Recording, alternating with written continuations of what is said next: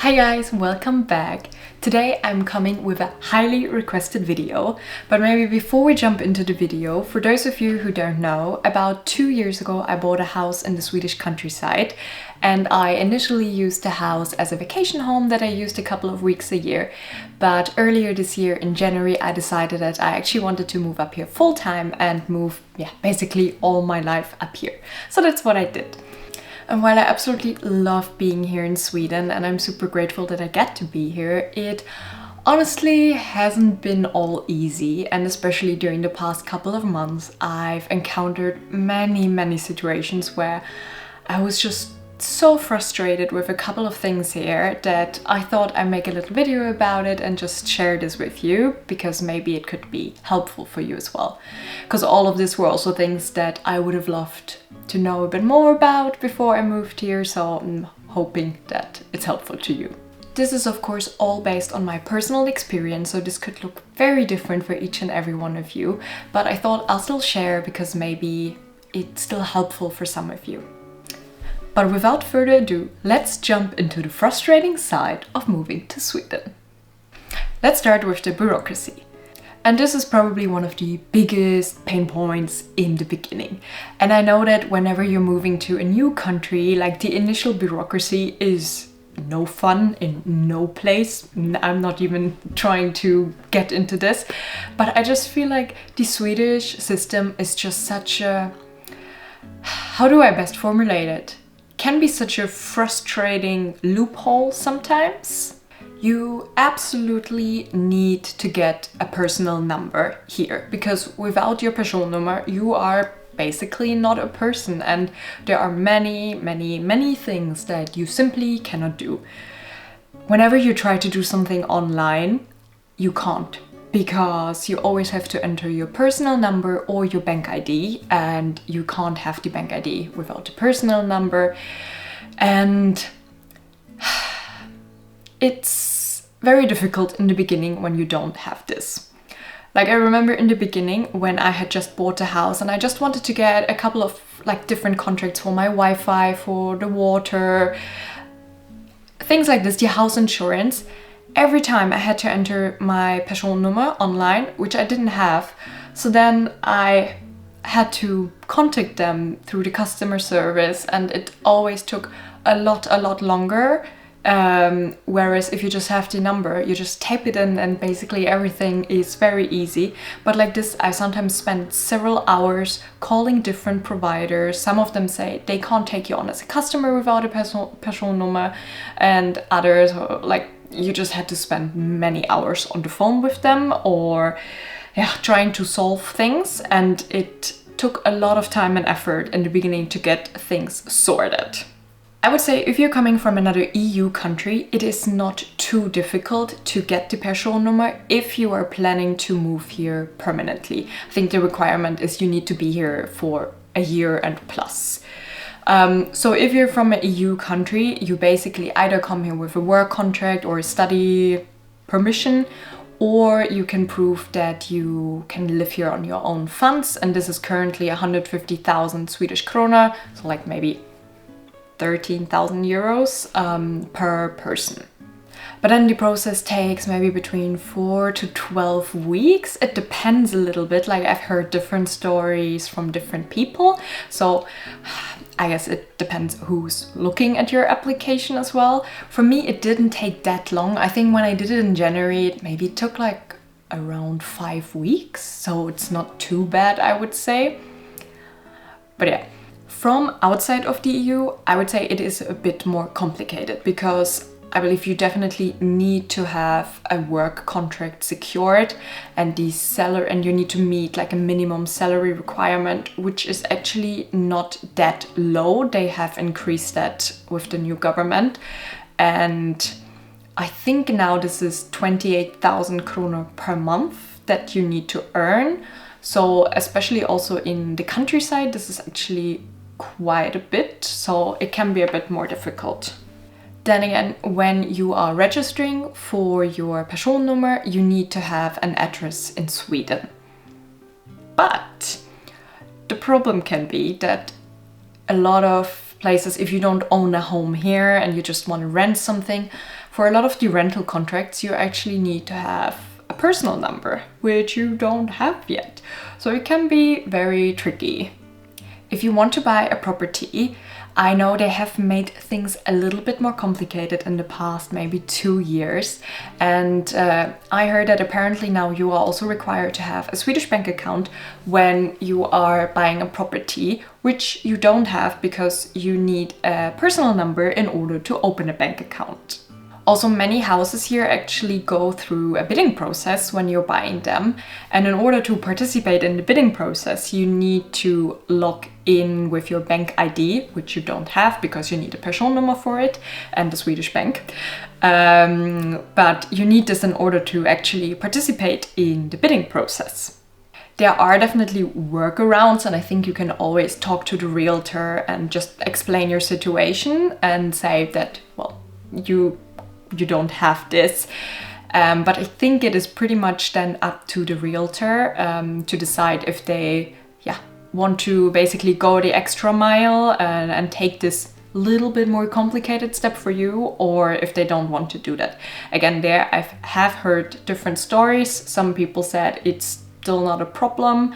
Others said they definitely needed a Swedish bank account. So it's a bit, different stories. When I purchased my property, that was not a problem yet. I could just transfer the money basically from my German bank account. So I was kind of lucky there, but as I said, I have heard different stories that now this is a little bit different, unfortunately. I think you can definitely feel that they slowly want to make things a little bit more complicated for foreigners to buy here, which I also totally understand, because there are many people, many foreigners that buy properties here and then basically just use it a couple of weeks a year and then return to their own countries, and the rest of the year the houses just stand empty. And this is a bit annoying because then a lot of like smaller places, they also become dead. So I understand that they make it a bit more complicated, but it can be a bit frustrating, especially if one, dreams about actually also having a place here. Nonetheless, don't let this discourage you from wanting to move here. I think there are always workarounds. I don't think this is like a strict law. I don't think so. But again, as I said, I've heard different stories, so I think it's just really up maybe to the area where you're in and which realtor you're talking to. Thanks! And this is my personal absolute biggest pain point, honestly. I never in my life thought it would be that difficult to open a bank account, but Sweden taught me better. But first off, you can't open a bank account without a Swedish personal number and without the Swedish ID card. It took me now a bit more than 3 months, if not more, to actually get a bank account.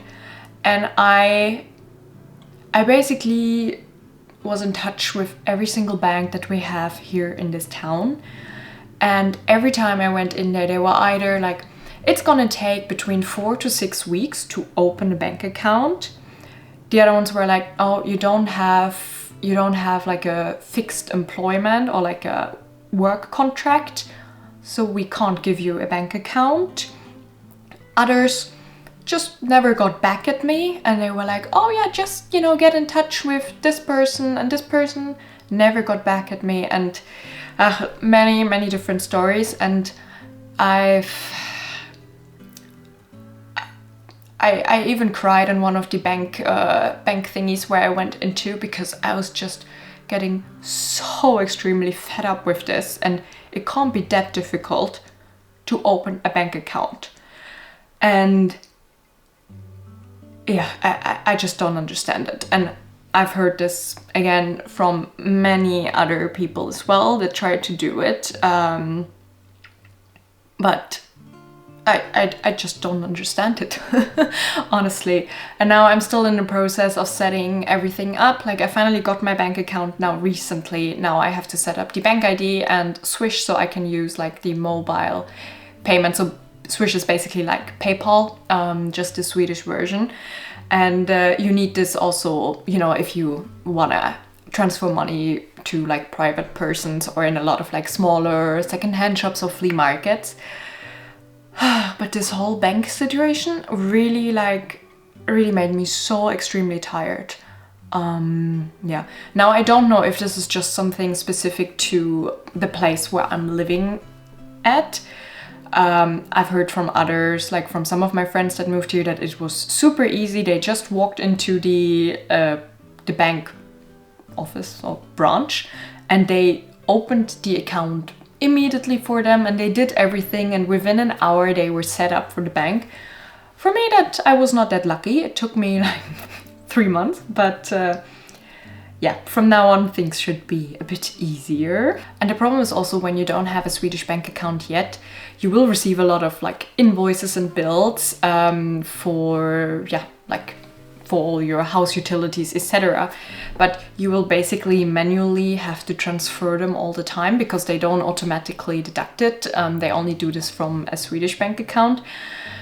And I was in so many situations, especially when I was not yet living here full time, where I would, you know, get a bill and I'm not here for a month or something, and then you basically miss the pay date, and that just happened to me so many times. And I was in contact with all of them, was like, can you just send it to me through email? And they were like, no, we can't do this, it has to be in paper form. So I was also a bit surprised there, because Sweden is so modern in so many things, but with some things like invoices, they are not, and they just send it to you in paper. And I've missed a couple of payments just because I didn't know the bill existed. And then I had to be in touch with them and explain my situation. And they were always like very like understanding and helpful. But that's not the way I wanna live. Like I hate when I have debt somewhere. So yeah, that's also something to keep in mind. Also, if you're planning to buy a house here and you just want to use it as a vacation home, then to maybe have someone that checks your mail regularly, just to make sure that you're not missing bills, because they don't automatically deduct it from your bank account, unfortunately. Finding work in Sweden. And this is, I would say this is also not an easy thing right now. And I don't think this is only a struggle for foreigners. I think also in general, like Swedish people are struggling to find work in specific industries. I think there are still a lot of areas, especially in like, if you're like a handyman, or a caretaker, or within like hospital or medical care, I think it's very easy to find jobs. But a lot of other areas, the market is just so saturated and it's very difficult. I've had some friends that were also like down in Stockholm, and they have been searching for over a year and they don't find things. And even if the official language for the job is in English, they didn't get the job because they didn't speak Swedish, which is a bit funny. But I think it is currently not very easy. I think especially also in the countryside, it's of course even harder, because a lot of jobs don't exist here that you would, for instance, have in the bigger cities. So this is a struggle, and I have a couple of friends here that have been sending out so many CVs and like so many applications, and they just don't hear anything back. And I think probably also for them, the biggest issue is very often, of course, the language, because even though a lot of jobs are advertised in English and it will be like the work language will be in English, they still ask you to, to have Swedish. So I think the biggest part is when you come up and move here, learn Swedish like as soon as you get here, because so many places they will just you need it, you know. Even if you don't need to actually speak it at work, but for the application it's important. And well, I mean in general, if you live in a country where they speak another language than yours, you learn it, right? But yeah, it's not so easy.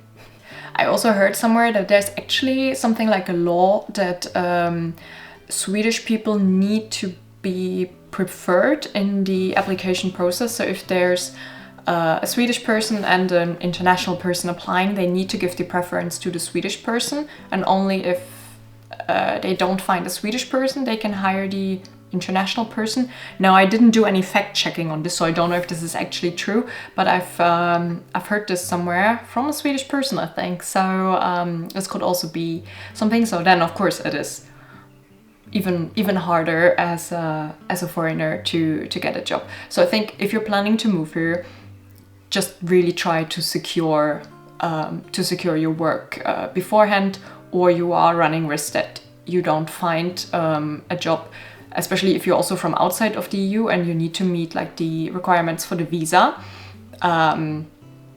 Just try to get a job before you come here, so you don't run the risk that you have to return, because actually you also need to apply, like you can't apply for the work visa while you're in the country. You need to be outside of the country to apply for it. Yeah. And then I also think, like, if you're coming here and you wanna learn Swedish so that you can, have better chances at working. So Sweden offers you free language courses. So they have like something called SFE. So yeah, basically like Swedish for immigrants, and you can do this free of charge. But again, the problem is you need to have a Swedish personal number in order to actually participate in the course. So this can be tricky when you're here in the beginning and maybe you're looking for a job, but you want to start with the language, but you can't do that because you're not yet registered here. So you see, it's always a bit like, to reach the next step, there's always something missing, and it can be so complicated, because it's just like every time you think, okay, I got things figured out now I can do the next one. It's like, hello, no, there is this missing and this, and it's it is a bit complicated. Like for me, this wasn't an issue at all, because I had done a Swedish course. Cool, how many years? It's been like 5 years now, when I was studying in Örebro.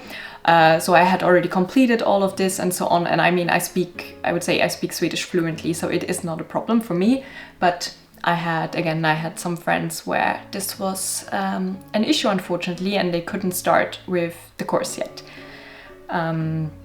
Yeah, so also because I think many of them thought like, okay, we're moving here, we'll take maybe like half a year to just fully focus on Swedish, to like learn the language and then, go and look for work. But that doesn't really work like this, at least not if you are from outside of the EU. I think within the EU it is, a little bit easier, but again, not. I think it just really depends who's looking at your application, basically. And that's a bit frustrating. Another thing that I have also noticed is that in terms of customer service, it's not very great here sometimes. And I'm not saying that like customer service in general is bad. I have made many encounters where it was also great and they were super helpful, but I've been in many situations now where, I contacted the customer service, or I went in somewhere for, like a service, and you could really tell that they didn't care at all. And they were like, yeah, whatever, just another extra person.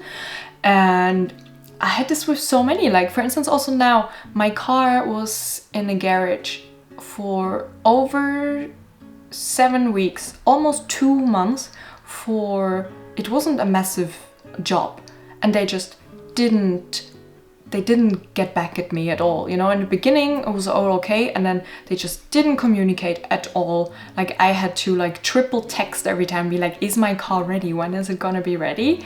And they never even bothered to, you know, get back at me or like keep me updated. And I understand that sometimes things take longer, but I think then you just communicate with the customer. And that was not only my experience, I also had other friends, and they had the same situation with a different garage where the guy just basically vanished, and just they had to run after him and like show up there and be like, hello, what's happening? And yeah, I've had this a couple of times now, but I don't know if I just, you know, ran into bad service people, or if this is in general a thing here.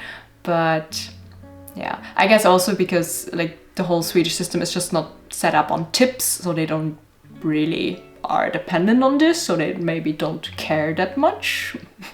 That's just an assumption, but yeah. Another big pain point that we also had was related to buying cars here. And the problem is that actually you can't buy, without a Swedish personal number, you can't buy a car. Or it is very difficult, let's say this. And it's also very difficult if you don't have a Swedish driver's license, because basically when you buy a car, you need to have the personal number. And nowadays there's just like an app where basically the old owner you can enter all the data of the new owner, etc., and it goes directly to the transport organization that takes care of all of this. There is the old way doing it in paper form, but then they have to basically send in the paperwork, and many people don't want to do that. So if you don't have a Swedish driver's license, they just don't want to do it and don't want to sell it to you. And it's been a bit of a hustle, like trying to find someone that is willing to sell it to you, even if you don't have a Swedish driver's license. It was a bit complicated and cost a lot of nerves, I must say that. And also like the whole thing about like looking at insurances and all of that stuff online, it's not possible when, for instance, you don't have all your like login stuff, like the personal, like the bank ID where you can log in to actually see those things. So it is very complicated. I would say in general, like the whole Swedish system with like the personal number, bank ID, etc. is great once you're in the system. It makes a lot of things very easy, you know, like someone just asks you what's your personal number and they can basically look at all the data, you know, that they need about you. So it's very easy then. But if you're not in it, it's just so complicated, really complicated.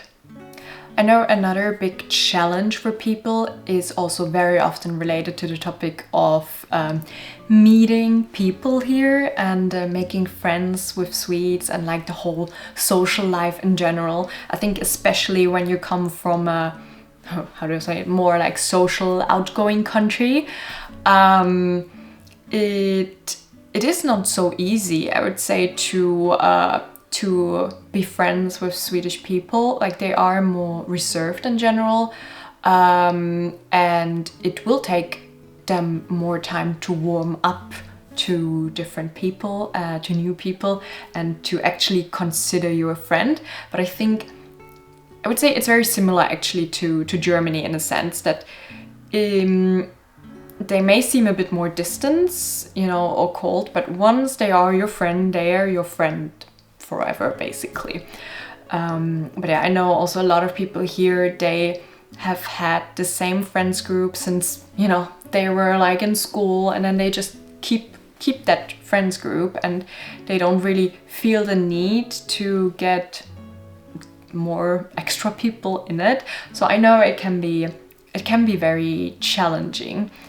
I personally haven't really experienced this, I must say. But I think also in the countryside in general, people are just more open and well, I don't want to say nicer, but definitely, yeah, more open, because they know everyone here needs someone, you know, like everyone needs the help from someone. And in the city you basically have everything, and people are just stick a lot more to themselves, whereas I feel like out here in the countryside, people are more welcoming and happy when there's new people that move here.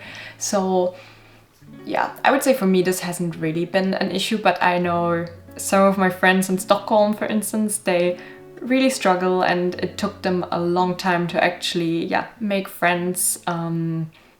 So that's always challenging. I think it's always great when, for instance, you studied here and you went to university and you met some people there, because it's just so easy to meet people. But I think when you move to a different place as an adult, it's just always a lot more challenging, because yeah, as a kid or like in university, I would say it's very easy to meet people because you're just, yeah, surrounded by them constantly. But as an adult, it's a lot harder. If you moved to Sweden, I would love to know in the comments what has been your biggest challenge or pain point. Maybe you could let me know this down in the comment section. I hope this was helpful and maybe gave you a bit of extra insights. Again, as I mentioned in the beginning, this was all based on my personal experience or from the ones that are around me. So this is very individual, of course. And again, I love Sweden and I'm super happy to be here, but you know, moving to a different country is never easy, and nothing is ever just perfect, because that's also unrealistic. So yeah, I think we always need to look at both sides. So yeah, hope that was helpful, and I will see you very soon.